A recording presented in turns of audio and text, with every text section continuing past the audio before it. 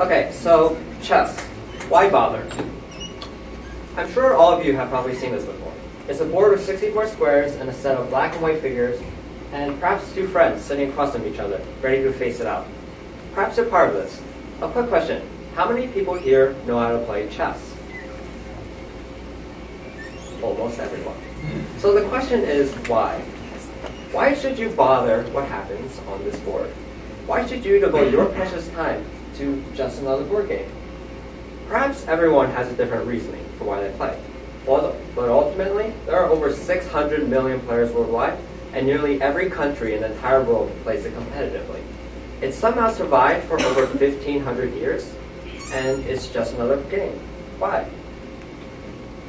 So, it started in India over 1,500 years ago when the ruler asked his men to create a way to teach his children to become better leaders and generals. Thus, chess was born. Spreading through trade routes, the idea spread and it finally became established with the development of the printing press and mass production. It became a huge hit during medieval times in Europe, and people started writing about books, explaining strategy, tactics, openings, everything you could possibly need to know. A famous example is the Spanish master Ruy Lopez in this picture.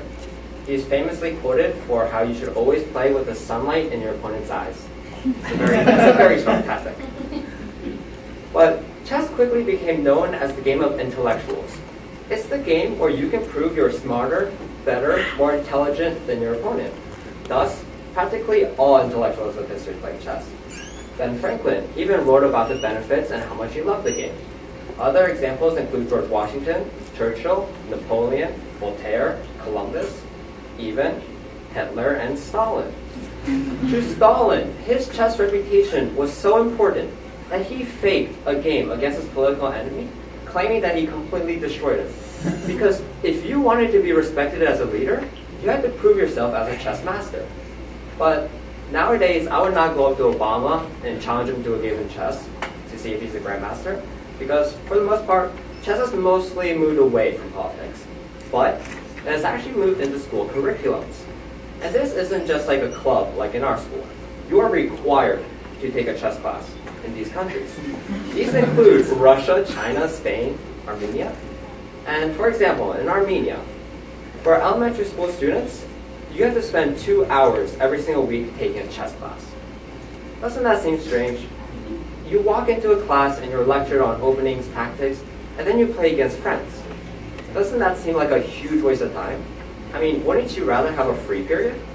So, why? Why would schools put this into curriculums? Well, it turns out chess actually has huge benefits. There are more benefits here, but here are some perhaps main ones. But since I don't have an hour to explain everything, I'll go over a few of them. Starting with focusing and patience. First of all, who here has trouble focusing, procrastinates a lot, and never really seems to get things done? In chess, you need to put everything into the game. If you slip away for even just a minute, you could potentially throw away the entire game. Chess is one of the few tools that will instantly reward you for deep concentration, but also penalizing you for any lapses of judgment. And this isn't just for a few minutes. A game could potentially go on for hours on end. For example, over spring break, I went to a tournament where I had to play 2 5-hour games back to back. It is honestly a really strong skill to be able to just sit down and focus. And honestly, it is sometimes boring, but you need it for things like math class, so get out of it. So yeah, this skill will help you take tests, it will help you be more consistent. It's just something that not many people seem to be able to do nowadays. Weighing options and multitasking. In chess, there are options everywhere, constantly. Within the first 4 moves each, there are 1 billion possible positions. You need to figure out what will benefit you the most, calculate the pros and cons, and just figure out how you can win. You can't just decide like, oh, I'm just going to push all my pawns up and attack a king. If you pick one idea and just run with it all the way down, you are guaranteed to lose, just straight up. You need to teach yourself that you can be wrong and that there will be better options. For example, in this picture here, only 3 moves have been made by each player. It's a relatively simple position. If you look at every possible move, it's pretty messy. Every green arrow marks every possible move you can make. There's nearly 30, and we're only 3 moves in. You have to calculate the pros and cons, figure out which ones will be most beneficial, and you probably get something like here. Every single move you make will lead to thousands upon thousands of combinations, and this is only 1 move in. You perhaps have to think 4 or 5. Next up is visualization. In chess, you cannot take your hand and just move all the pieces constantly, trying to figure out what looks the best. You have to figure everything out in your mind. You have to make all the moves, make all the combinations, reset everything, and memorize it. It's a skill that you start to learn and improve on as you play more and more chess. Here's a quick test for you guys. On the screen right now is a die. On the top is a 6, the bottom is a 1. I want you, in your mind, to take this die, roll it out, and have the 5 facing up. What numbers would be on the side? How fast can you do it? And how accurate are you? The answer to this would be 1, 3, 4, and 6. If you're frustrated as to how you're supposed to know where the 2 or the 4 is, well, universally the 4 would be on that side, the 2 here, or perhaps you thought through logically, since it would make no sense if it was any other way. So, this ability, being able to take an object, turn it over, feel it on the other side, it's hugely useful in life skills, such as engineering, if you were into that, since you can just take an object and look at it in your mind, rather than having to print it out or examine it like that. But this skill of visualization can actually be honed to a serious level. An example of this in chess is what people tend to call blindfold simultaneous exhibitions. What typically happens is a grandmaster or a very high-level player will go to the front of a room.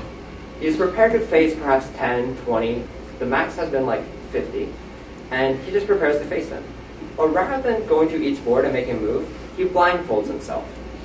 To make his move, he shouts out what move, what piece moves where, and his opponents do the same. This picture is of the current world champion, Magnus Carlsen, facing 10 people blindfolded. That's over 300 pieces he must consistently memorize, and he has to beat all of them. In this particular situation, he won all 10 games. Now, these of course are flashy, no one expects you to be this level, but it's fun. Okay, perhaps the signature skill of a chess player is the ability to plan ahead and have great foresight. Every single time I tell someone that I'm a competitive chess player, people always go back to the same comment. Wow, you must think like 10 moves ahead constantly, right? That's what it takes to be a grandmaster. You must know everything. Well, to answer that, not quite. Perhaps sometimes I will have to brute calculate perhaps 15 moves down the line to make sure what I'm doing is the best. Other times, you only need to see 3 or 4 because it's a fairly simple position. But as you go on, you just need to realize that you need to figure out what they're threatening, what you can threaten, how you can defend yourself, how they're going to defend yourself, and keep repeating like that.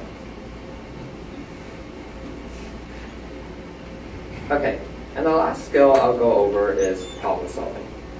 Each game of chess is perhaps unique to itself.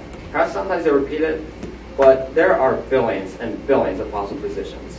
There is no way for you to memorize a formula, memorize an answer, just to be able to figure out what you should do. You have to be creative, you have to be original, and you have to figure out what you can do. This way, you just improve and you figure out how to learn to solve problems. So, studies have been done much throughout time because it's lasted for so long, people have always said it's great. So, for decades, people have tested it. And the tests have consistently shown that chess players improve far greater than their counterparts. For example, here, chess players tend to improve 17.3% in critical skills compared to non-players at 4.6%. So if you want to improve any critical thinking, math, reading, your grades, chess is an easy way to do it. But believe me, I'm not saying that chess is a miracle tool that will suddenly make you a god at everything I've just mentioned. It certainly isn't the only way to learn these skills. You certainly can do it other ways, such as other sports or other games. But chess is an easy and fun way. If you truly want to improve, if you want to make friends, if you want to have fun, this is the way to do it.